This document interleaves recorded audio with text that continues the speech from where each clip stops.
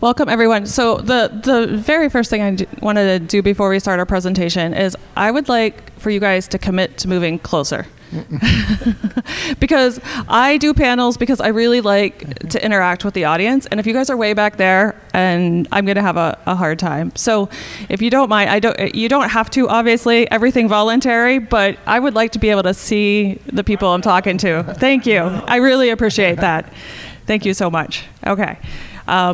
So we can't actually see our slides, so if you see me looking at my phone, it's because we have our slides on my phone as well. So we obviously did the introduction, and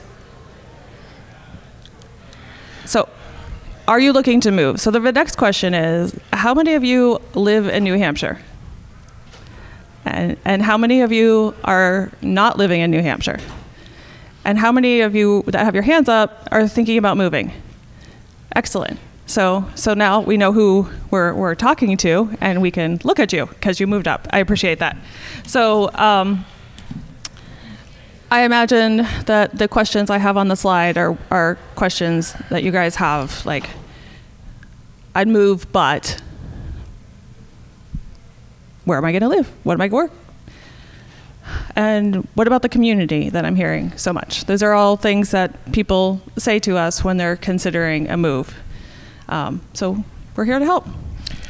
So part of that help is New Hampshire is very diverse in its regions. There are 7 distinct regions within New Hampshire. I'm not going to go through the region talk with you. However, one of the first things that a new mover has to decide is what their living requirements are. Once they just determine what their living requirements are, then what region in New Hampshire are they interested in moving to? We have residential regions with that have more recreational aspects. We have more business regions that have more employment, easier to get jobs.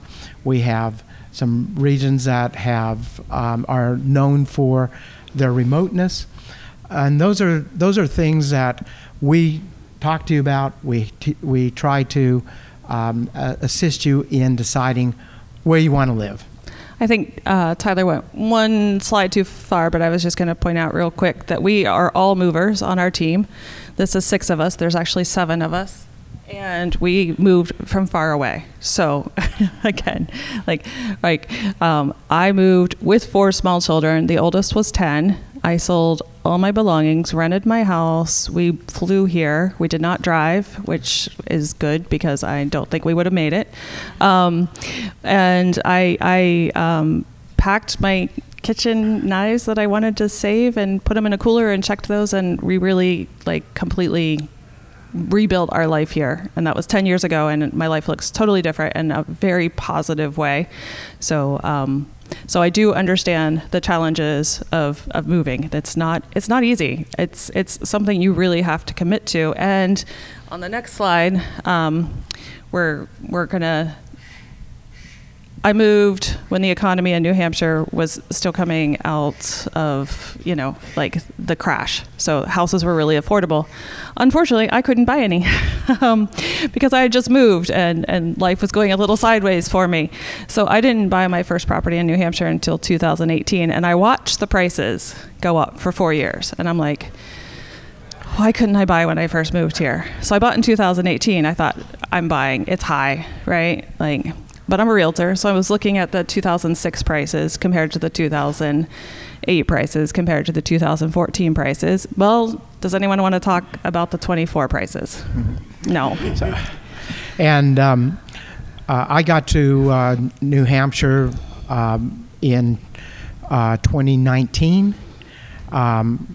My law school sweetheart found me living in Australia and said, "Aren't you ready to retire and move to back to the United States?" Where I had lived in Australia for over 20 years. So I got here with a suitcase about 3 months before the COVID lockdowns. So we bought a house in January of 2020.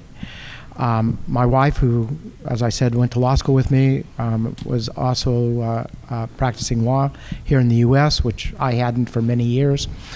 And we came here for the Free State Project. My wife had been researching and participating in Liberty Forums. It was the first thing that she came to a Liberty Forum, and she decided that this was the place to come for liberty and the freedoms that we were seeking in our lives. We were not interested in going into law. We decided real estate was going to be the trick for us. Started on March 3rd, we started the real estate school, and the next session, which was a week later, March 10th, was canceled because there was a COVID lockdown, and we obviously couldn't complete those classes at that time. It's interesting too, because during that time of COVID, I'm sorry to cut you off, Jack, but the real estate market, everyone assumed was going to tank. I had people that were actively making offers for houses that immediately stopped. They're like, we don't want to buy right now. Like, we think the market's going to go down. Of course, they didn't know that they were going to print money left and right for the next couple, ever. So the next part of that story is that we obviously we had moved here. Neither of us had lived here in New Hampshire ever before. We had we knew one or two free staters as a result of introduction through our then real estate agent, and had it not been for the FSP, certainly we would have strangled each other at some point. I just want to tell those people who have not moved here how important it is, and you can see you saw earlier on the list the number of groups in the FSP that I volunteer for, including new mover brunches at the Shell, calling parties, bringing people here. Had it not been for the friends that we made during the time of everybody else being masked, vaccinated, and locked down, I don't know what we would have done. But we found friends immediately. We found places we were comfortable with. We found people that we were comfortable to be around, whether they were vaccinated or not vaccinated, or whether they wore a mask or not. It wasn't the issue. The issue is that everyone was welcoming, and part of what I hope that I bring to every one of my clients is that same welcoming feeling when they come to this state. Yeah, we're matchmakers, not significant others, but in what you want to work with, because we know so many different people in the community. We can help you find your way to personally make a difference in the Free State. So we'll just skip that really depressing statistic right there and go to the joke.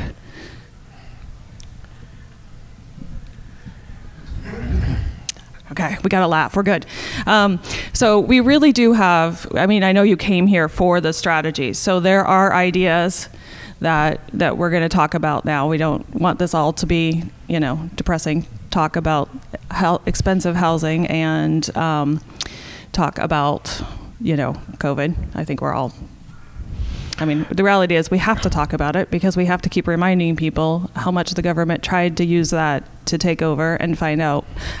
My personal theory is that they used it as like a barometer, like how compliant are people? And when they found out they weren't as compliant as they thought yet, they're like, oh, okay, well, we'll work on this longer. Well, it's clearly a how-to guide. And those of us who can recognize that are sitting in this room, so we're not going to preach to the choir. Yep. So our next slide are our ideas. So we have a number of ideas. And one of the reasons I wanted you guys to move closer as well is because with all these ideas, we can give you a brief summary of each one, but we can also customize this panel to what you're interested in. So the first one is house hacking, and the reason that's first is because it's what I did. I bought a multifamily in 2018. It's a 3-unit. At the time, the rents were like $900 each. I had a hoarder on one floor. I had a bunch of male roommates that had a free-range bunny on the 3rd floor, and the 1st floor had been recently vacated, and I found out later because it had bed bugs. So I learned, and I can now share this knowledge with you guys on how to avoid these things. But that building now is extremely well cash flow. The rents now are anywhere from $2,200 to $1,700 a month. So, and obviously my payment was locked in over the low interest rates at a very nice interest rate for 30 years. So that's my personal, at 2018, I was a single mom, 4 kids, none of them were adults yet. I was working part-time as an accountant and part-time as a realtor. I wouldn't give up my regular job that paid the rent and for real estate, because with sales, you never know. And, I believe in honoring my contracts, so I was never late on my rent. My kids stayed fed, but it was tough. And so saving up the money to put 3.5% down was hard. It was trending to a seller market. I missed out on about the first 4 places that I put offers in 2018. So we, as a team, have experience with the seller's market, because it's not just based on COVID like other places. Like, I originally lived in Ohio. I don't put that on the slide. I'm not proud of it, but like you can still buy a house in Ohio for under $100,000, and it's livable. I mean, it's a different story, but I bought one last year for my mom for $63,000. It has 2-car garage. So I'm not saying you should go to Ohio. I'm saying we should get the authoritarians to move to Ohio so you guys can have their houses. But so house hacking is super, super powerful. We have a number of our clients who have used it. It really cuts down. Yeah, Tyler. Yeah, it really cuts down on your living expense. It makes New Hampshire affordable, and the trends do not show that New Hampshire housing is going to go down, which, again, I'm trying to make this positive, but. So who here has, go ahead. Oh, I'm sorry. So house hacking means you buy a multifamily and you have the other units of the multifamily cover the majority of your mortgage payment. Or if you're an individual, then you can even get roommates and be making money on your housing versus paying. So it's a hack to get affordable housing by owning a multifamily. So what we recommend, especially to young families moving here, one of the easier ways of getting into a property and developing some equity in that property is exactly as Constance just described, and that is multi-family units, where one of the units you're able to live in, and the other 2 or 3 units are assisting you in rents. And it's not always the case that you're going to live free, but you're going to at least have a reduced burden on your mortgage. The other aspect of that is the rents that you receive, a portion of the rents, I should say, a portion of the rents that you receive, or to be technical, a portion of the fair market value of the rents for that property are going to be credited to your ability to get financing. So if you have a job of where you're earning $60,000 or $80,000 a year, but are about to buy a $500,000 multifamily property, you're probably not going to reach a level where you can show that you can afford that property with that particular job. So if you're able to then add the rent that you're going to receive, or the fair market value of the rents that you receive, to your income qualifications, you move into a great property, start building some equity in a property, and then worry about buying that forever home out of the equity that you're building in that rental property. Jimmy, you have a question? Yes. If you're renting one of the units in your building, can you depreciate Well, the portion I'm not going to give tax advice. I was going to say, although both of us were accountants in previous lives, we have to say, as a realtor, we can't give you tax advice. But the answer is probably no, Jimmy. Actually, you cannot depreciate the whole building. Not the whole building, but the portion. And if there's a room that you do use for your management, the management of the building, maybe you can include that. Yeah. At least I would. I would do that. I would do that as well. Yeah. Yeah. So yes, we can't give tax advice, but we definitely like to keep as much money in our hands as possible. So it is a really good tax saving strategy as well, because if you have a single family home, there's very little deductions, but with a rental, there are a lot more. So usually at this point, I have a slide up here with a Excel spreadsheet that was actually developed by my client, Mark Shar, who's sitting right in the middle here. That is when we were looking at multifamily homes for him to purchase here in New Hampshire. He developed this Excel spreadsheet that gives a great ROI analysis, and I still use it for other clients, even though I could develop my own. He did such a great job in doing it. I normally would show, if we were going in depth in this presentation, I would show Mark's Excel spreadsheet that I still use to this day. So it does work. Right, Mark? Yeah. And then the next thing is roommates. And a lot of people are not in a position to buy. That's why you're here, and I very much appreciate that. When I moved here, I was married. I did not stay married long after moving. We moved together, but we had different visions of why we were moving to New Hampshire, and so I ended up in a roommate situation with a lady who had 2 kids. So I have 4. She had 2. So there were 8 of us in a 4-bedroom, 1-bath apartment, and cats. It was very adventurous. But during that time, I was able to save enough money that I was able to buy my own place in the future. And if you go the house hacking route, we can help you find I now have 4 multifamilies in Manchester, and 2 of those apartment are roommate situations where I collect the rent individually. So I'm very respectful of my tenants, and I let them screen any potential move in, but they pay rent directly to me. So that also gives new movers. I've taken risks on new movers, letting them come and rent if the other people in the apartment agree that we're going to do that. So it's really good to help, talk to me if you're in that kind of situation where you need a room, or Jack, we both help with rentals as well. So who here has heard that there is a seller's market in New Hampshire right now? Well, there is. Does that mean that you can't buy a property here? Absolutely not. I think I'm probably the most successful among the Free State realtors. In this market, I've had 9 closings in the last 3 months, and in most of those closings, we've had low down payments.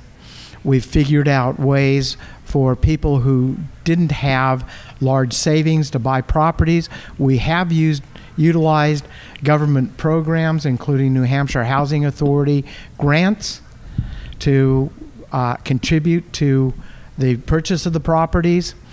I had a client buy a home in the last 60 days in New Ipswich, $500,000 home, which we offered above asking $510,000, and we asked for a concession of $10,000 back, and we also got a $10,000 New Hampshire Housing Authority loan. When it wasn't a loan, it's actually a grant. So when they walked into closing, with a check for under $800 to buy that home. It also had an $80,000 purchased or financed solar system on the roof that I was able to assist them in taking over the loan for that incredible solar system, which I would never have bought in the first place, but it was too hard to take off the roof. But the bottom line is those are some of the challenges that we deal with. Yep. Go ahead. In the New Hampshire real estate market, is there a significant or material number of people paying cash? Yes. Yes. There are. And so that leaves people at a disadvantage if you... Not always. Yeah, it really depends on how good the listing agent is and how well they can explain to their client. Like somebody who's coming in with 20% down and it's a really strong loan, that's there. It doesn't matter to the, they're going to get more likely from a finance offer than they will from a cash offer. Well, when you look at the Independence Realty team of 7 agents, that's only part of our group. First of all, we are affiliated with Coldwell Banker, who owns. And we do have slides. We do have slides. Yeah, we have some slides about this, but the people standing behind us as Independence Realty Group is absolutely incredible. Then we also have our own individuals that are standing behind us when it comes to financing, when it comes to closing, and those are teams that we use over and over and over again, and it assists us in getting a better offer on the table than that cash offer that we're competing against. When just one of the things that we're able to do when that does happen is, first of all, we walk in with pre-approvals, not pre-qualifications.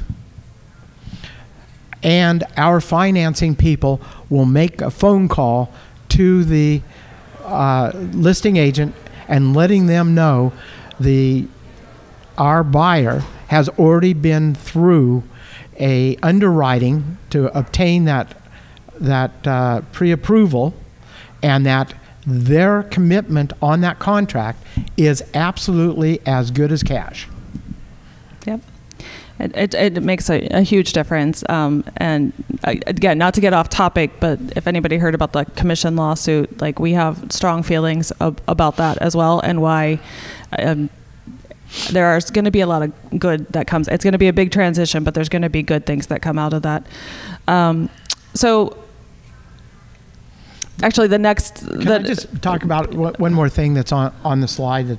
Okay. And that is vacation properties, because one of the better ways right now to leverage yourself into that forever home through an investment property is Airbnb properties, vacation homes, and I have sold a number of free staters. Airbnb, obviously it's there are others, or there's also traveling nurses, but housing where you receive a higher than ordinary market rents on the property, which during seasons can be 4 or 5 times that. And then during the off season for that particular property, whether it's a ski resort area or a beach resort area, and during the off season, then we put in 6-month leases or 7-month leases depending on the situation. And prioritize new movers there. So that's another way to if you're trying to get here without purchasing, we can help you get to New Hampshire with a short-term lease, and then you have time to look around for more permanent housing. That's right. So don't discount short-term leases to begin with, and also if you are moving here and want to build up your bank account, we can sometimes find those Airbnb type properties on a less expensive basis, because of the square footage is very small typically, than that forever home to start with. And there's so many creative ways to do things. Like if you have a good job where you live, but you don't have a job in New Hampshire, it's going to be hard to get a mortgage for a New Hampshire property if you call it your primary residence. But if you buy it as a vacation home, a second home, Yep. they will use your current income and you can buy. And I've actually helped a client save a deal once because this was long before COVID. He does demolitions, right? So wherever you need to go, that's where he'd go. And he lived in his camper and he wanted to buy in New Hampshire. And they're like, well, your employer won't sign a letter saying you can live in New Hampshire, so we're not going to lend this to you. So I was like, you guys are putting a significant amount down. Let's find out if you can do it as a second home. And they were able to, and one of the lenders that we worked with a lot was able to 3 weeks get the second home loan approved. And they now are in New Hampshire. Can I talk about one more thing on that list, and then we'll move on? And we actually we're expecting a presenter to be with us for Marco Capaldi, who has a tiny home company. For those of you who don't know me and don't know that I'm a supporter of tiny homes and tiny home legislation, which is statewide and boils down to townships and zoning issues to allow tiny homes into their communities. One of the things that is a big buzzword within the housing community in New Hampshire is affordable housing. I know this. I'm an alternate on the zoning board of adjustment in my town. My wife is a permanent member, well, it's not permanent, but she's an appointed member of that for some term. I don't even know what her term is, of that board, same board. And one of the things that we are constantly being reminded of is this concept of affordable housing. And it is coming to New Hampshire in a big way, and towns who are saying not in my backyard are going to have to change their attitude on the sizes and the numbers of homes on a lot. And it is a major thing that is going to be coming to make living in New Hampshire easier. The city of Dover approved a tiny home village. I can't remember how many tiny homes. I think it was 16 tiny homes. So just about 200 square feet, roughly. As I said, I didn't bring all my tiny home material because I was expecting a panelist to talk about it, but I think it is important to know that at some point in the near future, we're going to see more and more towns allowing smaller square footage and tiny homes to be installed. And we're already, the in-law suites, we already have, in 2017, New Hampshire, the state of New Hampshire said that all the towns, everyone has to approve a tiny home unless there's a hardship that, an ADU, yeah, an auxiliary dwelling unit. As in some places it can be on detached from the house. In other places, in other towns, it has to still be attached to the house, but they have to be allowed in all towns under all zoning laws. Yeah. So there are hoops to jump through for that still, and then there was a push to allow single-family homes to have at least up to 4 units. That did not make it through, but that would also allow for more housing to be built. We have most of New Hampshire has a really large lot size requirement. Most of the towns have they don't like small lots. So a lot of them have like 2-acre minimum lot size. So they're not going to ever be super congested unless we can get more units on the lot size or that changes. So all of the dynamics of this being a seller's market are changing and can be changed when we know and understand what our clients want. And that's what we try to become experts in. Yes, go ahead. State law, every home must be allowed Yes. That's correct. Yes, Yeah. Yes. Yeah. So I have never looked to see if you had a duplex. I don't think you could add it to a duplex. I think it's single family. I have read it, but it's been a bit.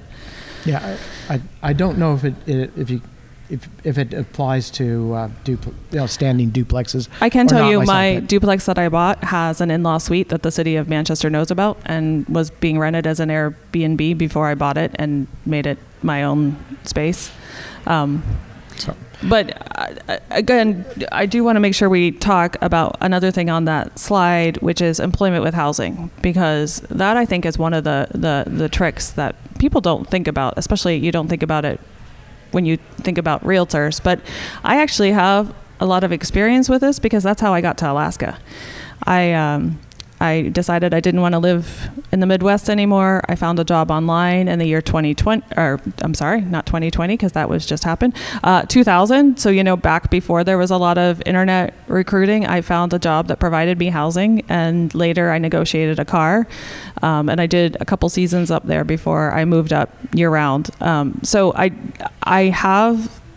don't have any websites up there, but I have looked to make sure that there are still jobs in New Hampshire that might be seasonal. It might be like a ski resort, but there are still jobs that provide housing. And, we want to make this talk broad enough that no matter where you are in life, we can figure out a way to get you to New Hampshire. If you're committed to building liberty and being part of the community, we want to get you here. And please talk to us. We want to make sure, although we are going to pitch some of our seller and buyer services, but there is way more to this, and we want to make sure that we're answering your questions. So feel free to interrupt us at any time. Next slide. Oh, sorry. Want to go to the next one? Yep, we can go to the next slide. Next slide. What do we got? This is what you were talking about. So one of the reasons that we went with Coldwell Banker is because this house is in Londonderry. It was an exclusive list. I knew about this. I have a buyer looking in Londonderry specifically right now. We were able to look at this house early because of our network of agents, and we can do similar things for people looking to move to New Hampshire. If you're struggling with finding a home, sometimes we can get them before the market. So and also because of that Coldwell Banker network of agents, if you're moving here as a young couple who are here now, had just in the last 30 days, they had a home in Florida. I was able to assist them with an agent in their hometown, listed their home. They came here with the cash proceeds from that home, which now we've made a couple of offers in the last 2 weeks, but we haven't purchased a home from them yet. But it will be soon. Now we'll have them in a new New Hampshire home. But it was as a result of that Coldwell Banker network that we got a quick sale out of the home in Florida. They're here now, living in Airbnbs, unfortunately, because we couldn't find a home before they got here. But we're working on that. We always prefer you to see the home before you buy it, but we have helped people with video tours. I have one that just closed within the last 30 days. My clients live in Portland, Oregon. They've never seen the home. We shopped around at a couple homes. I did several video tours on other homes. Did a video tour of this home, and they bought it just through the video tours. They've never been here. I have another free stater right now, sort of babysitting, because there are 21 chickens that came with the home. The House sitting? Yeah, house sitting. Yeah. Chicken sitting, house sitting. Which is I didn't put that one on the April. slide. I guess that's the other. Yeah. House sitting opportunities could help you get to New Hampshire as well. The next slide is a program that the reason we're so keen to talk about talk to potential movers before they move is we also have a lot of programs that help you sell your house where you live and currently. So like if you have a house that needs fixed up, we can do this in New Hampshire. We can do it with a Coldwell Banker agent outside of New Hampshire. It is the Revitalize program. Jack has used it for this particular listing right here, which is. Go ahead. Yeah, I was just going to say that this particular property needed quite a bit of renovation, and it's in Dover. Part of that renovation was financed through Coldwell Banker. They provided a revitalization loan. I put loan in quotes because there was no upfront fees, there is no interest, and there is no cost for the money that Coldwell Banker is providing to my client for the fix-ups that they have made here. So in this particular house, we did receive about a $35,000 revitalized loan. We didn't use it all, but when it sells, there'll just be a line item on the closing documents that Revitalize gets paid back the dollars that we took out. And you guys there's no other brokerage firm in the U.S. that has a program where they're giving funds up front to sellers. All right. And so our next slide is I'm going to point to everyone's lanyards. Do you guys have these? If you want to go to our website, there's one particular tab called Make Your Move that will also allow you to check the cost of living where you are to where you're coming. So you can kind of get a feel for how your life will change as far as cost of living. What it can't tell you is how great you're going to enjoy being able to have conversations without filtering yourself. Like that is something I can't put on the website. But this is a Coldwell Banker website, and this is a slide, so you can actually click through. But if you do go to the website, all our contact information is on there, Jack's direct line, my direct line. But also, we have bios on there that say we are free staters. Like, right. We are not, just because we're with a national realty firm, we do not have to hide who we are. No. They are very aware of who we are, what we do, and who our clients are. And they've been to PorcFest. Yeah. Our brokers have been to PorcFest. If you don't know who Coldwell Banker is, by the way, Coldwell Banker is owned by a New York Stock Exchange listed company called Anywhere. Anywhere owns Coldwell Banker brand, Century 21 brand, Better Homes and Garden brand, Sotheby's real estate brand, and one more, a real estate company. But they also own American Home Shield. So, for example, if you have a property, like this is an 1875 property that I have listed for sale, and which would fit a lot of house hacking, just FYI. which can receive resistance. I'm talking about listings now. Can receive buyer resistance. I'm offering to the buyer of this an American Home Shield warranty, including the roof on that property, to the buyer. Of course, it's built in the purchase price, but nonetheless, there's an American Home Shield warranty on that particular property to the buyer. I get that from Coldwell Banker because they own the property. Yeah. What's that Home Shield?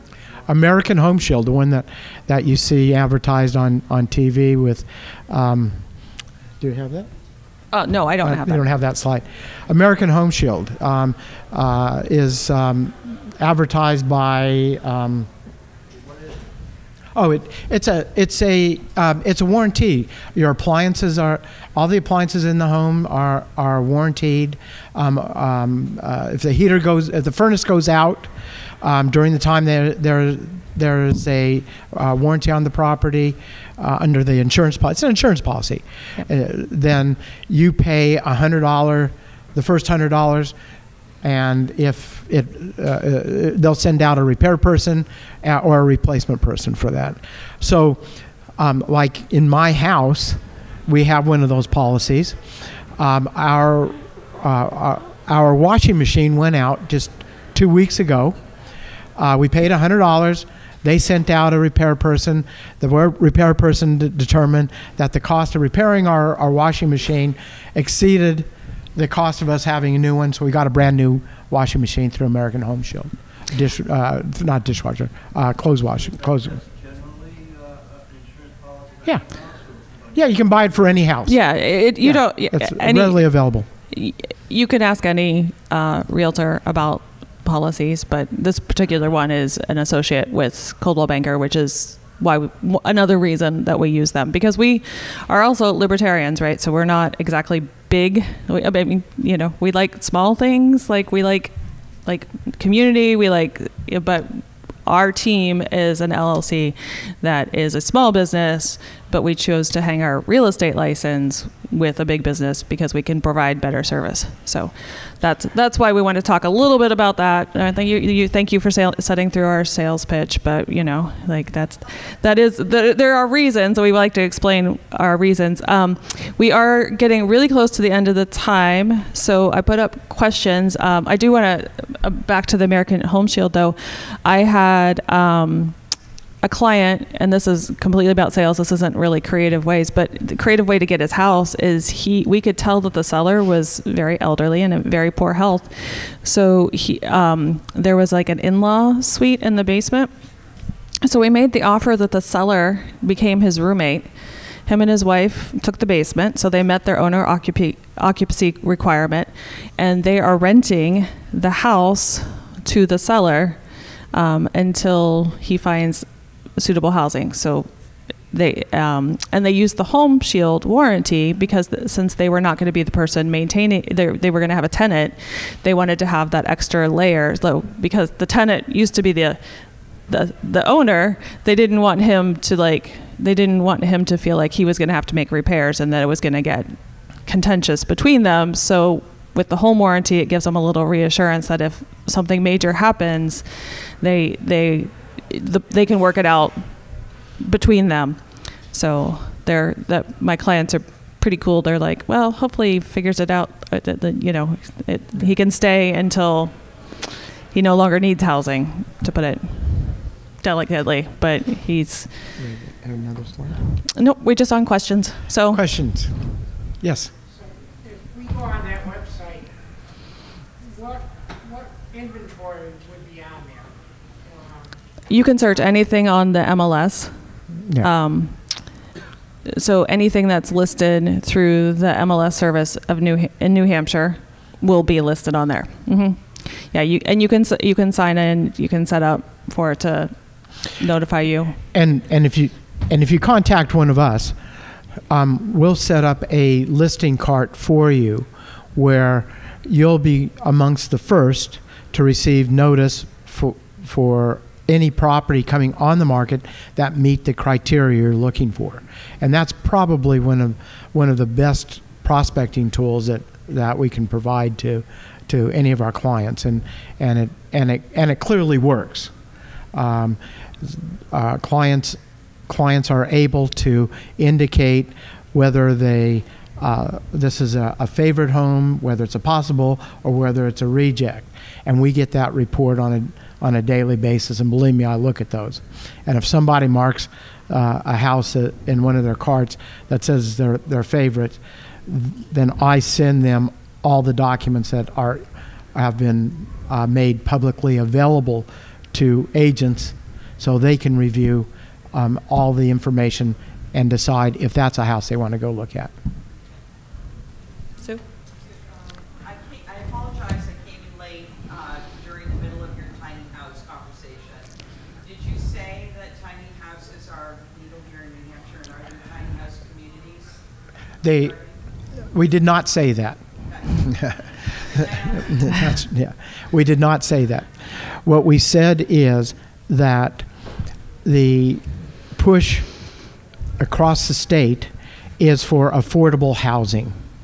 And one of the ways that we see a future for affordable housing is going to be tiny homes. Now, some communities have allowed tiny homes, and I pointed to the Dover, the city of Dover, which did implement their own tiny home community. I don't remember the number. It's either 12 or 16 tiny homes were put on a block of land with the authority from the city of Dover. So cities right now are struggling to comply with what is going to be what is a housing shortage and an affordable housing shortage. One of the remedies is going to be tiny homes. Yes. Yeah, I think you had your, go ahead. Just wondering, is there such thing as buying a house on a rent-to-own basis? That's on an individual basis. So they do come up, and there's also contracts for sale and other types of methods of getting into a home. Yeah. Very, very difficult situation to get yourself into, and probably. Again, I'm not going to give any legal advice. However, I will say that it's a minefield, and that's as far as I'm going to go on that. Those are things you usually find that on Craigslist. Yeah, you usually find those are things that are used a lot in buyers markets, which we don't have. So, back in Ohio, where I was from in the 90s, right, where there were tons and tons of houses and you couldn't even get a renter, that's when you would see those things. What's really interesting right now is that we have such a low inventory because of the interest rates, right? People that locked in at sub 4% are not able to move. It's not that they don't want to move. Some of them bought houses sight unseen and don't actually like their houses and would like to move, but they cannot even touch a house that's comparable for the same monthly payment because of the interest rates. So we have seen as listing agents, people making offers basically saying they're going to assume that loan. And again, minefield, right? Yeah, like that is something you want a real estate attorney. However, what we're also seeing at the same time is because prices of homes are going up, the equity that some of these people have now, in even those low interest rate loans, we are now seeing a bigger influx of homes that are hitting the market, like right now. They're being gobbled up quickly, which again keeps the inventory low, but the volume on a weekly basis of properties coming on the market is much greater than it's been than the last 2 years. So it is a good time to buy. Well, it's not going to go down, I can tell you that. Prices are not going to go down. And if you buy now at even a 7% interest rate, in 2 to 3 years, you're going to see 5% rates, because that's the average rate over the last 30 years. So you'll see that, and then you refinance at that particular time. And I would like to say those are Jack's. I'm not I'm not making predictions. I do agree that the as long as they're printing money, that your dollars are going to go down, so your equity is going to appear to be greater. I got 5 minutes, or you're waving hello. No. Oh, you got a question? Okay. Actually, a request. Porkfest is coming up, and they have the best hub, and I just thought maybe you should present what you offer. Well, I would, except As producer this year, we have decided not to do the tent and do all the real estate talks in that location. And as a team, we are discussing where we're going to be in the campground, because none of us can commit to the time to run the entire real estate. But you have gotten tiny bits of different talks that we have done in this presentation, but we have way more in-depth information on these subjects. We just wanted to give a really broad, like if you're sitting there going, I can't buy a house right now, how am I going to move? Don't be afraid to talk to us, because we want you here working for Liberty. Otherwise, the market's going to continue to be distorted by terrible practices. That's really our message, and that is, no matter what you hear about sellers markets, no matter what you hear about how difficult it is to buy a house in New Hampshire right now, we are closing deals, and we are bringing people to New Hampshire. And that is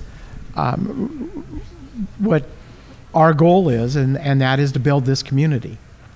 Yep. And that's why, as Jimmy said, we do have a big presence in PorcFest, even though we may not be having that big tent this year. Yep. We will make a presence. We'll have a big presence. Constance is running the whole show, so that's part of the presence. But again, that is because we want people here. Yep. I came to PorcFest in 2013, and I packed up the whole family and moved. Within 3 months, I was out of Alaska, and I love Alaska. I picked Alaska. Like I said, I'm from the Midwest. I did not belong there. I consider I say it's the exact opposite. It's fiscally liberal and socially conservative, and I want the opposite. So that's what we got here in New Hampshire. I mean, if we want it, the thing about New Hampshire is the community is so big. If you are conservative, you've got a place as long as you're not voting for more government. And if you are socially liberal, you've got a place as long as you're not voting for more government. That's kind of what brings us all together, even though there's a variety of people here. Right. And PorcFest gets to showcase that. So yes, go buy your PorcFest ticket in the other room, or sponsor it. Create your own events. It's very decentralized. I've been working on my software. Okay, I won't go off on that tangent too long. Any other questions? Well, I just would make an observation. So if you have 16 tiny homes in a given location, isn't that like a trailer park? Interesting. New Hampshire is extremely favorable to trailer parks as well. Yeah. They are not allowed to forbid them in any towns. That was part of their keeping. Tiny homes are slightly different than trailers, in that trailers are much bigger for one. Are we out of time? We're out of time. I'll talk to you about tiny homes. Yeah. There's really two kinds of tiny homes: slab tiny homes and tiny homes on wheel. Okay. Homes required to be in trailer parks, and they can be standalone. They can be. You can put them on your own land. Yeah, That's absolutely. And it's town specific. Yeah. And New Hampshire is covered by a lot of towns, so Yeah. that's one of the reasons. When you work with us, you're working with somebody who actually understands sound money. We understand economics. That's why I would say we're resources first, salespeople second. We really do want to help folks. Yep, that's the bottom line. The bottom line is getting more like-minded individuals to the state. We're holding the line. And it's getting slimmer. So, thanks everyone.